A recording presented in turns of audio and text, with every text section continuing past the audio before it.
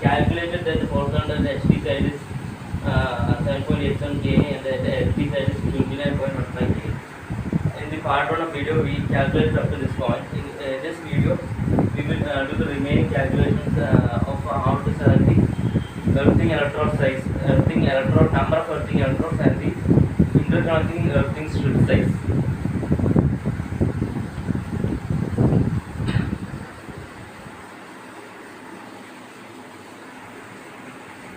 Now the soil resistivity at this site was calculated to be, it was found out experimentally,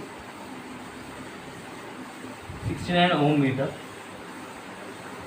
and we assume the duration of fault as 3 seconds.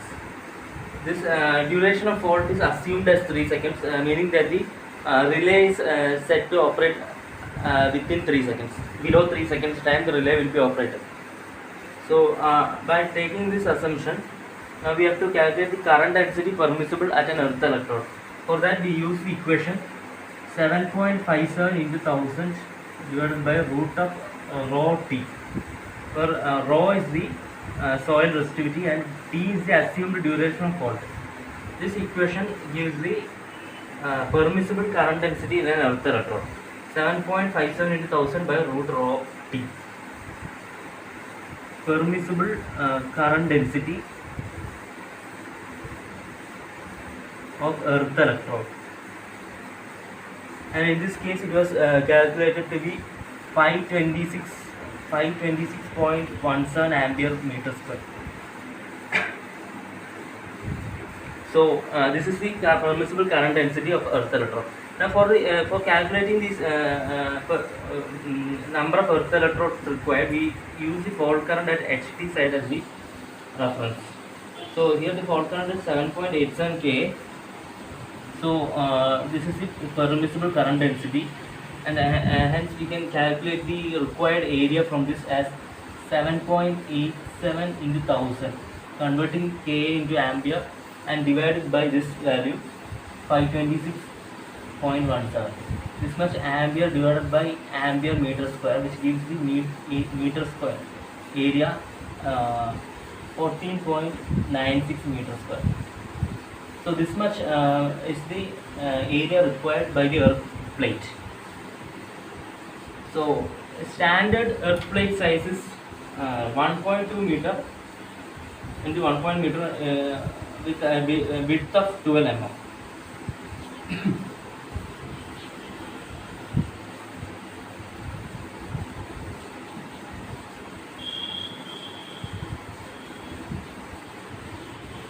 Standard earth electrode size is earth plate size is taken as 1.2 meter into 1.2 meter into 12 mm thickness, like this. Earth plate it will be like a square earth plate, 1.2 meter length and 1.2 meter breadth, and the thickness of this strip will be 12 mm. We take this as a standard size. Smaller size can also be taken, but for this example we are taking this size. So the area of the plate will be, at one side it will be 1.2 meter into 1.2 meter, which will come around 1.44 at one side. Likewise on the back side also there is an area. So the total surface area will be twice of this, which is 2.88 meter square for one earth plate of these dimensions. So our required surface area is 14.96 meter square. So number of earth plates can be calculated by dividing this required area by the area for one plate, that is 2.88, which comes around 5.19. It's a fractional value, so we round off to the nearest number, which comes to 6 numbers. So now we have decided that we should require 6 number of earth plates of this dimension. Now we have calculated the number of earth plates required, and now and then we have to calculate the size of the connecting strip between the earth plates.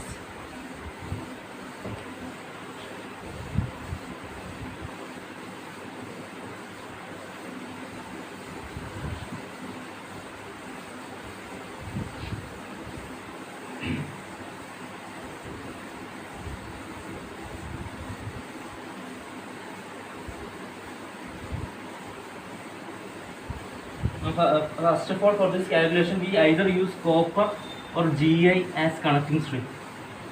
These two materials are used uh, depending on the consumer's requirements. So for the case of copper, it will be 118 ampere meter square, the permissible current density. In case of Gi, it will be 46 ampere per meter square. Now in our case, the fault current at HT side was calculated to be 7.87 kA. So the required current density by dividing the required current density, will get the surface area. So here it is 7.87 kA at HT side. The fault current is 7.87 kA, 7.87 into 1000. Now we divide this for this example. We are taking copper. Gi is not taken. So if you take copper, you divide it by 118 ampere meter square. Here it is ampere. Here is ampere per meter square. Ampere.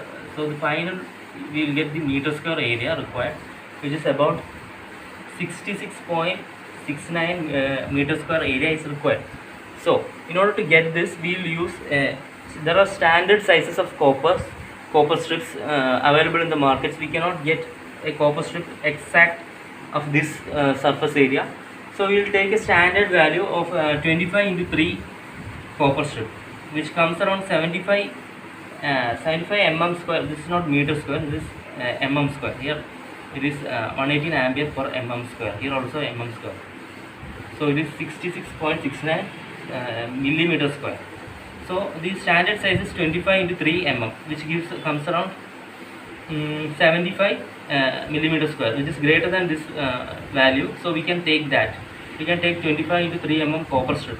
But what is meant by this 25 into 3 mm copper strip is that the strip will be a straight conductor, but when we cut it, the cross section will look like this, like a rectangle, the cut cross section, and the length of this portion would be 25 mm and this width will be 3 mm, and hence the total cut cross sectional area of it will become 75 mm square. So that is the type of conductor we will be using for interconnecting at HT side.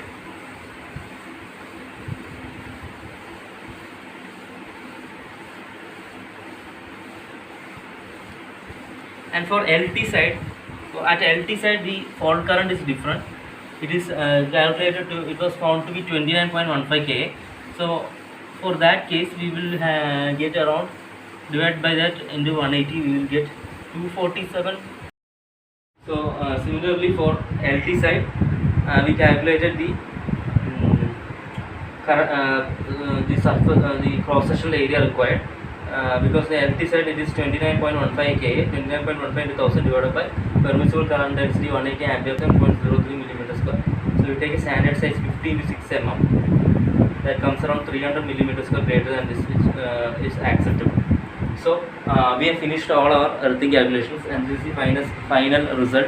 The number of earth plates required of size 1.2 meter into 1.2 meter into 12 mm thickness is 6 numbers, and the earthing conductor size required for HT side is 25 into 3 mm copper. Earthing conductor size required for LT side is 50 into 6 mm copper. And this is all that is required for earthing design. We have completed fault calculation in the previous video, and final earthing calculations in this video. Okay.